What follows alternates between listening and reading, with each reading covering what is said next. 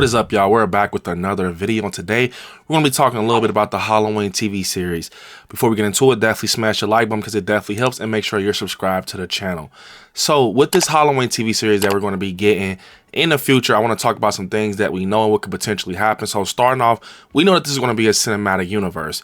Being, when cinematic universes, a lot of things can happen. It's just, based off continuity and stuff like that, and it just being taking place in like the same universe, obviously.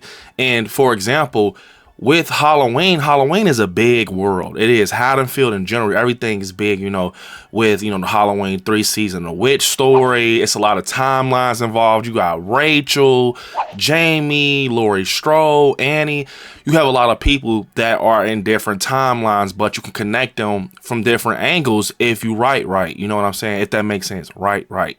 If you just tell the story right. But I feel that with this, it's a great thing bringing it to Halloween, since there's so many movies, and just so many different characters that people love and enjoy, from Sheriff Brackett and, John and all these Halloween characters. So basically they're saying that a lot of characters can cross paths in these, episodes of this TV series that we're going to be getting, which I think is very smart, unique, and it will definitely bring a lot of life to, the Halloween franchise, being that, this is going to be something I think is going to really be made for the fans. And to push forward, like I said, I think it'll be very cool to see like Dr. Chalice cross paths in Haddonfield and stuff like that. I think it'll be just something that, when it comes to Halloween, these little Easter eggs are spread it out through these episodes. It will definitely make fans happy.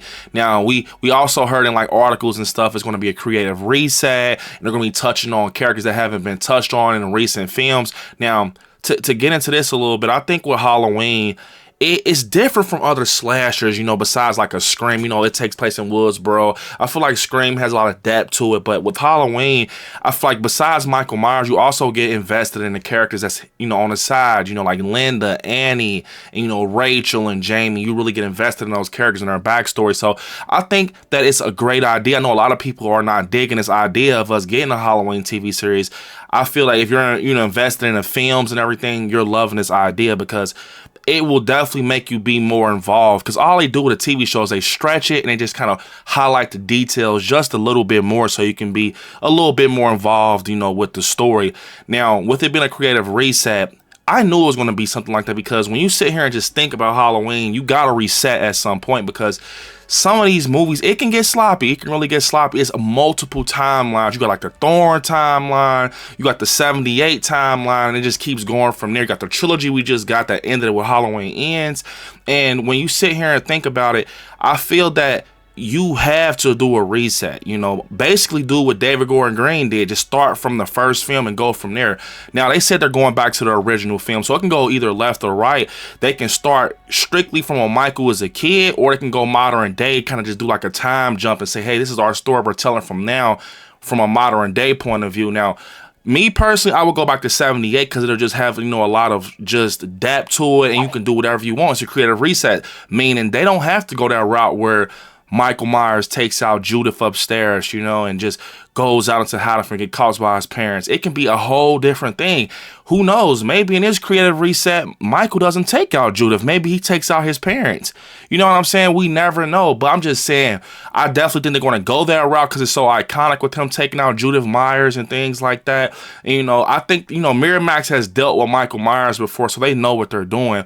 But pushing forward, a creative reset, this can mean that it can expand from different ways, bro. Like, especially if they just start adding little things that they feel they could be, added, especially, when John Carpenter and Deborah Hill and all those guys are involved in the beginning of making the first film, Halloween 78. I'm pretty sure when they go back and look on it now, they're like, man, I wish I could have did that, or I wish I could have did this or added this. So that's the beauty of this TV series. You can go back and add fun things and things you wish you could have did, and also have Easter eggs. Now, they talked about, touching on more characters that they haven't touched on in previous films, which I think can expand this world, because when you bring new characters in, all it does is just expands the story and expand the world. And at first, when I first heard this news, y'all, I was at age 45, and it was all up in the air, the video game news, the TV series news, and it was just like, wow, man, a Halloween TV series. And they finally came out with it, the whole thing with the TV series just blew me away because it just didn't make sense at first. But as I sat and thought about it, Michael Myers has a lot to him, man. You know what I'm saying? It's not even just Michael. It's Haddonfield, Dr. Loomis, and Laurie Strode. Even though they said they're not even going to have Laurie Strode involved, I want to say, or people are saying they don't want it involved or something like that. Personally, I think it wouldn't be bad if you saw like a couple cameos here and there, but I definitely think that Michael should go after another group of people just to see how he operates with other victims and other things and stuff like that. With the TV series, what gave me faith is when I started thinking more about the Halloween Kills flashback. Aaron Armstrong playing the Shape, Tom Jones Jr. as Michael Myers. It really still has me in shock. I can't believe that they really pulled that off, man. Like, Blumhouse really did that.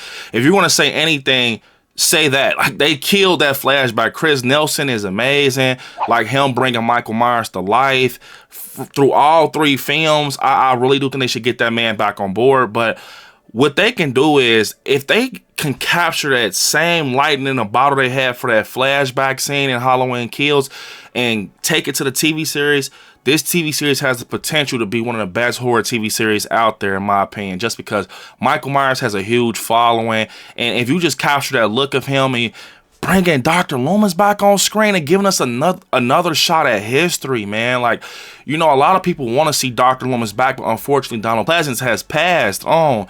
But Tom Jones Jr. definitely has that likeness of Donald Pleasence and, Dr. Loomis. Now, I think with this TV series, you can go a lot of ways. You can have it focused a little bit more on Dr. Loomis and, his backstory and how it happened with his lead up to Michael. You can have Michael take on another group of Haddonfield teens. It's a lot of, small side stories in Haddonfield. I think that a lot of things will definitely make sense once this TV series come out. And I think them having it as a cinematic universe definitely makes it even bigger with, it having eligibility for characters that just cross paths at a point. Now, like I said, with Michael Myers, man, that's the only way this will be, just a big universe, is if they have it as a cinematic universe and adding more characters and just having us have more focused on side stories and things like that. And at first, like I said, a lot of people weren't, on a train for this. But I think as it, just kind of marinated and just waited for a while, it kind of grew on people, including myself. And like I said, I can't wait to see what happens with this. I definitely have a lot of faith. Like that Allison type of group, I keep sticking to that, like how Annie Matichak was in 2018. Just having that type of group of teens with Dave and Vicky involved with Michael Myers and just having him just have these random kills on the side that connects back to some type of side story or family in Haddonfield. It's simple as that. That's all it takes for real with Michael Myers. Because if you think about it, in the recent trilogy with Corey Cunningham, and people don't like Corey Cunningham, but see how quick he got connected to Michael Myers and it became a story, or see how quick, it just all happened in Halloween Kills when they're in the park and, we got the nurse and Lindsay. That's automatically, those are little side stories, you know what I'm saying? And it's kind of pushing away from the main story being Laurie Strode and Michael, Dr. Sartain alone.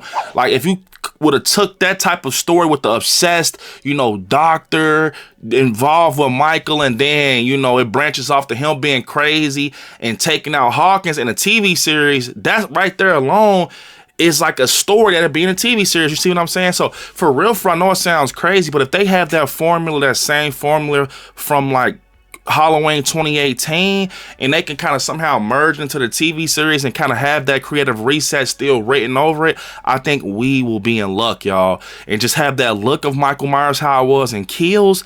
Bro, this has the potential to be one of the best horror TV series out there.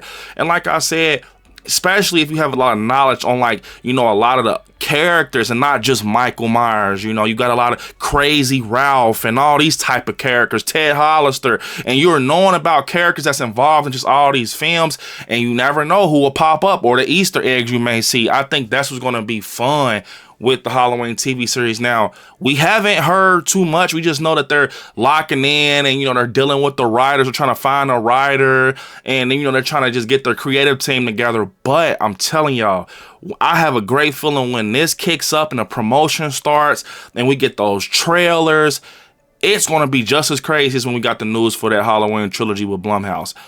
I think that that's what people have to realize. Like, Michael Myers, don't limit him. You can't limit Michael Myers because look, he's still relevant, bro.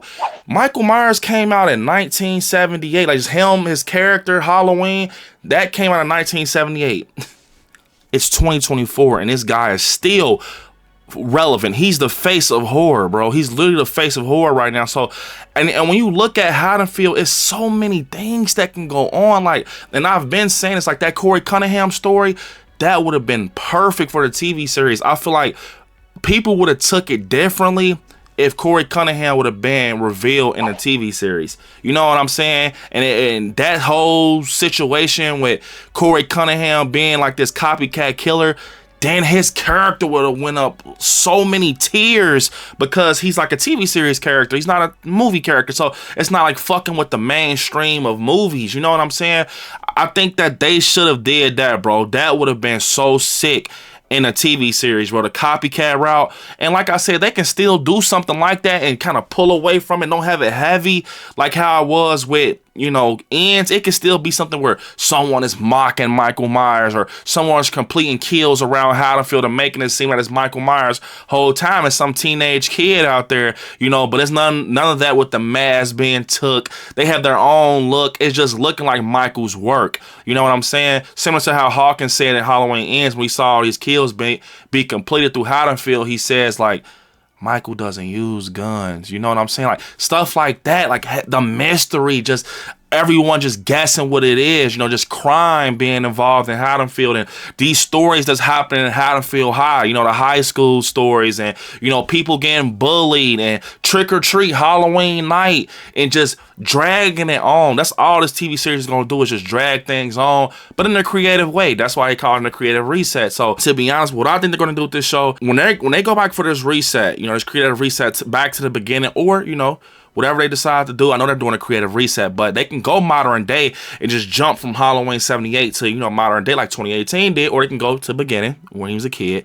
I think that they're going to focus on a lot of things that weren't focused on. A lot of questions that, you know, were just put in the air are going to be answered. Nothing with Michael, you know, the mythology being messed with. I think it's just going to be things with characters, you know, like they talked about in the article, just them touching on characters that weren't touched on in previous movies and things like that. I think it's going to be something where it's not going to be, you know, as fast as it was in the movie. It's going to be like, oh, we can kind of, you know, just talk about this a little more or show a little more of this, and someone that can actually be a great door opener to this TV series is Dr. Lumis.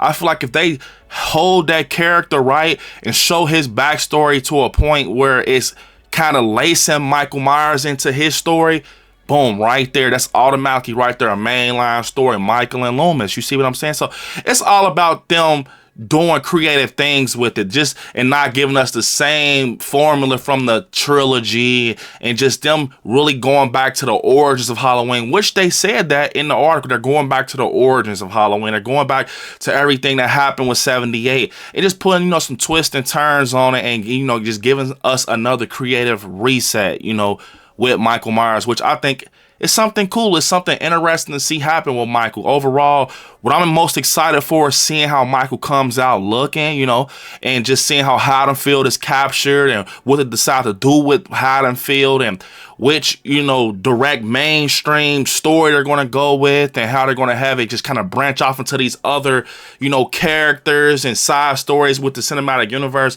I think that, to be honest, after me just sitting down and thinking about it, this is actually something that's insane. A Halloween TV series. So yeah, guys, comment down below, how do you feel about the Halloween TV series that's going to be coming here soon to us Halloween fans? I'm very excited. Comment down below what you guys think. Unfortunately, this is the end of the video. I want y'all to hit me up on all my social medias at ILIKESCARY. I want you to watch some horror movies. Stay scary out there. Peace.